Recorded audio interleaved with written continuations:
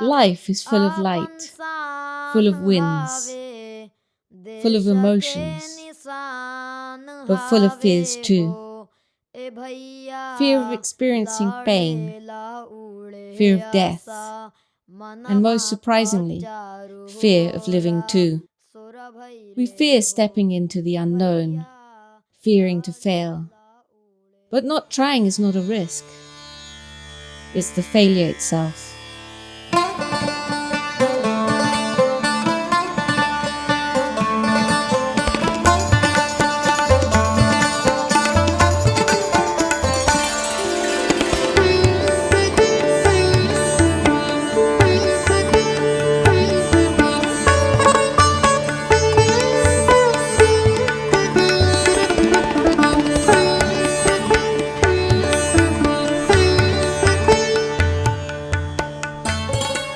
Didiji, the boys from the school said that you don't really come from the England. Said come from the moon. Is that true? The moon, you say? Well, sometimes it does feel like I was on the moon before. But that reality seems so far away now. So far. But no, I was born from humans to a Spanish-Scottish Catholic mother who prays to a different God to the ones we have here, and an old-fashioned typical English father. Which God, Didiji? Which God is that? The man who died on the cross. They had plans that I would be educated in a convent and be raised in those beliefs. That was their plan. Life, however, had different plans for me. You have a big family back in the moon, Didiji? Well, sort of. My family is relatively well known back home because my grandfather was the Lord Mayor of Westminster. Is that like a king or something? Not that high. Not that high, my dear. You know, my father never really had much money, and he was always refusing offerings from my grandfather. But my father and both my parents were really honest, loyal, and hardworking people. And my father wanted to stand on his own 2 feet. Was your school under the sky like ours, Didiji? I wish. I had to go to a boarding school run by nuns, where we had to go to church all the time. One day a nun was teaching us about the meaning of sin, and we were told that if we didn't go to church on Sunday, it was considered a sin. I put my hand up and asked, what about if for some really important reason we couldn't go and went on Tuesday instead? She said it would still be a sin. I jumped up and said, I don't need your rules. These rules are man-made. God never made these rules, and I don't need your rules because I've got God inside me. My rebellion didn't go down well, and I was in danger of being expelled. And was that the end? Your education as well, Didiji? Not at all. From there I went to Charterhouse, an all-boys boarding school that took a limited number of girls each year. That school would really change my life forever. I was in my element, challenged and encouraged to succeed in whatever it was that I wanted to do, playing all sorts of sports under the sun, feeling wild and free. Didiji, and when you finished your education,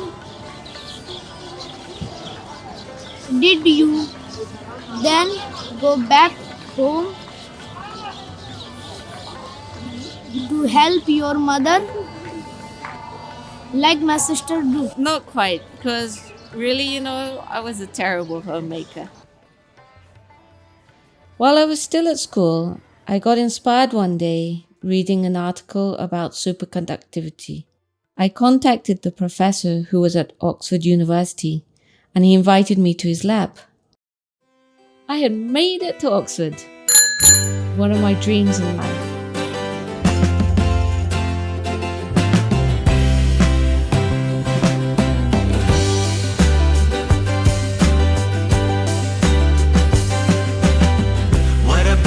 Self-confident girl, guess you really need to be with her. She's so clever and so strong.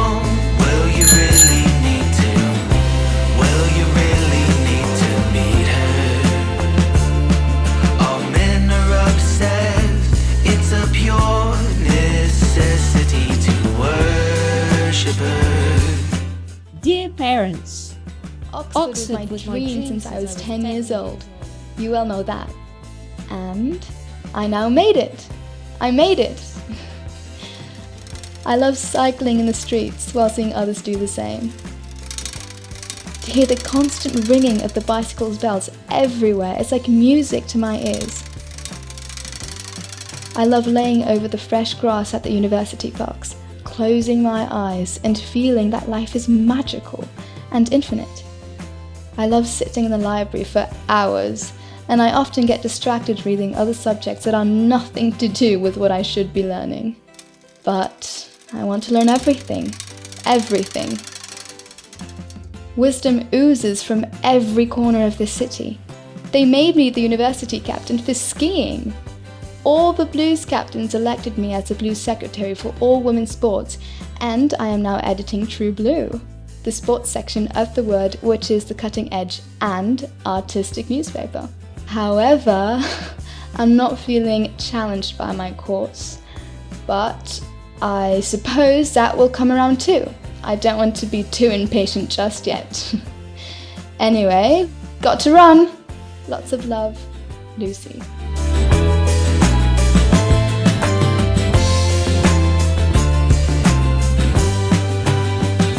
However, all that initial excitement was over pretty much on the first day. One aspect of life was simply not enough for me. I needed all sides full on.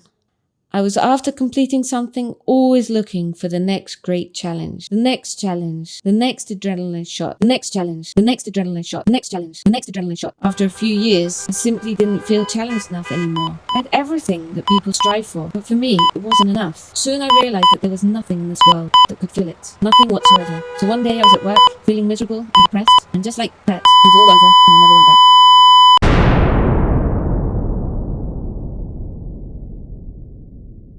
Do you understand anything that I've been telling you, my dear? No. Of course not really, because only for people who come from the moon does it really make any sense. After one more of many unsuccessful healing sessions, I found myself one day sat in my car crying desperately, thinking who else on this earth could help me find out what the purpose of my life was. Finally, the answer came one day, completely out of the blue when I was least expecting it. I'd gone back to a meditation group that I'd been to before, and I didn't really know what meditation at all was. I just had an idea that you breathe up, taking your breath up. And all of a sudden, whilst I was sitting there doing this practice of meditation, everything suddenly changed forever. I felt the powerful connection between all of us sat in that room and the universe. I felt the incredible depths of peace and the euphoria of an unending bliss. From that moment, I knew that this was what I'd been looking for my whole life. And the funny part is that the answer had always been inside me the whole time. They say you have to be careful with what you dream for. I dreamed with India. The first thing I did when I landed in New Delhi was to get on a public bus trying to find Guruji's ashram. Guruji was an elderly saint, quite renowned for deep meditation and deep knowledge of the Sanskrit Shastras. He had at one time stopped his heart and breath for a whole week, going beyond the physical existence. And yet he looked like the kindest grandfather in the world. Mysteriously, I arrived at the ashram with no mobile phone, Google Maps or WhatsApp. And when Guruji asked how long I planned to stay in India for, I surprised myself when I responded, 10 years to begin with, then we shall see. My first sunrise in India was on the banks of the Ganga River. The magical feeling of that first morning will stay with me forever. The sense of space and light was ethereal. I knew I was home. The bank of the Ganga suddenly became the place for me in this world.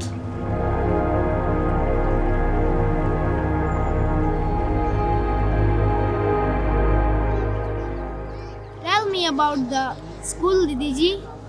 How did it all begin? Oh, yeah, the school. It's kind of the love of my life. You know, it started like so simply. There were two kids in the street pestering me and my flatmate Devatma. And they just were desperate to get coaching after school. And one day we just said yes, and we started teaching them in our rooms, and that's how it all began. The initial two kids quickly grew to 25 and soon 50.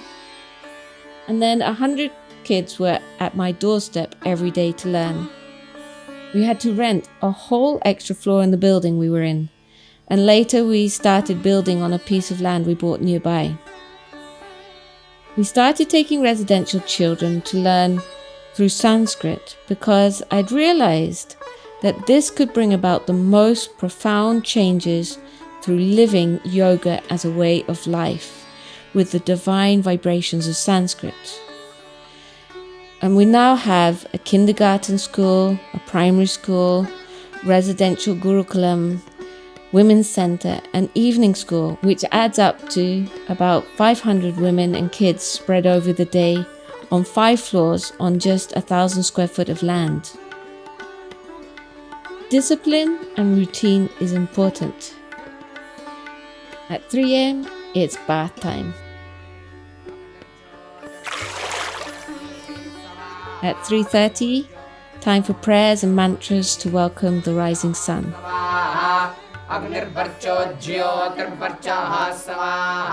And after that, at 4:30, yoga postures, asanas, pranayama, and meditation time for 1.5 hours, which keeps them physically and mentally healthy and helps them to stabilize within and know themselves better.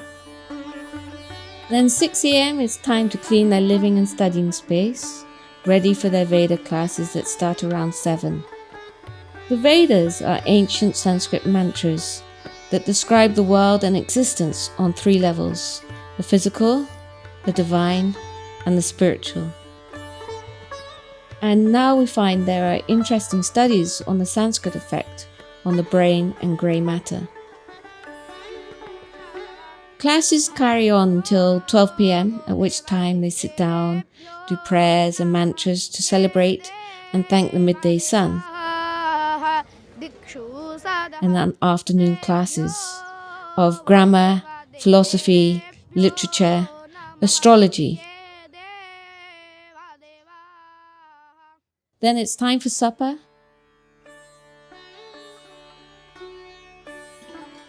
Maybe a laugh or two.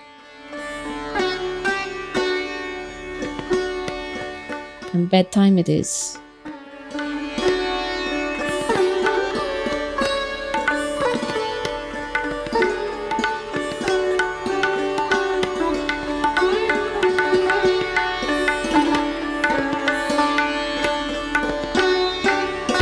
There are several aspects that are different and unique in our school. For example, meditation and yoga are connected to the Vedas and Sanskrit in a very deep manner, imparted as a way of life rather than just subjects to study. In the day school, it is also unusual to have Sanskrit and yoga taught at such young ages alongside the normal English medium education. We have seen phenomenal changes and development in children who generally come to us undereducated compared to their peer group, and sometimes with special needs as well. In all parts, we also have emphasis on arts as life skills rather than subjects, and encourage self-awareness, stability and peace as their intellect becomes very sharp with these teachings. We feel that these kids can do anything they want, at the same time as being satisfied with life as it is. Ambition is not in the worldly sense of power and money, but simply to be the best they can be whilst causing no harm to others and being a valuable member of their communities. Didiji, the other boys and I are grateful for your all teaching. I'm the one who's really lucky. I'm the one who's really deeply grateful to all of you, and especially you, Shen, because you've helped me find my purpose in life.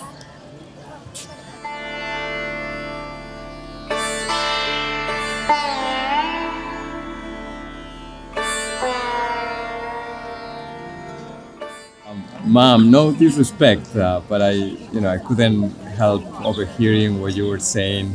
It's a beautiful narrative indeed, and you were saying all these beautiful things to the boy.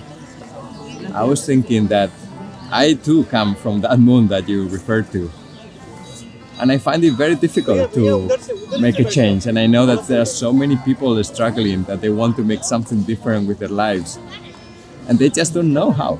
They know that the happiness is around the corner elsewhere, perhaps, but they don't know how to make that change. Yeah, I hear you.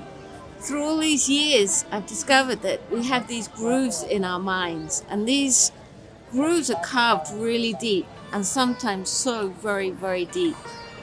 It's like the grooves we cut in the ice rink from ice skating.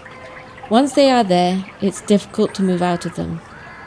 Sometimes we really want to go on within that path, but not always. We sometimes simply take false comfort in moving along those grooves. We can foresee when they will bend, we can predict, and that reassures us. But what we don't realize is that the solution is so simple. We can simply reboot our mind, just like an ice resurfacer can polish the surface of the ice rink, removing all of the grooves, making it new, setting you free.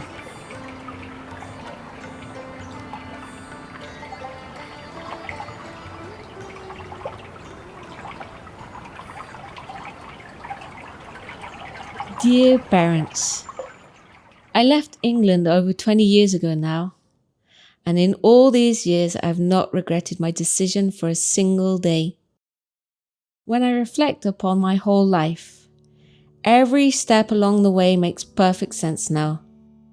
I appreciate this might not have always been easy for you as parents, and for that I'm really sorry. But I found a sense of completeness and satisfaction beyond belief now. I've learned that there's no amount of money that can buy peace and happiness the way I found it here. And whilst from childhood I had striven to be the best at whatever I did, now I feel content to do the best I can for everybody, and most importantly, to give rather than to take. Mountain life has brought in many good things, but I've learned that it has also pushed us into some kind of chronic competition with each other, while the real battle is with ourselves, to become better people and settled within ourselves day by day.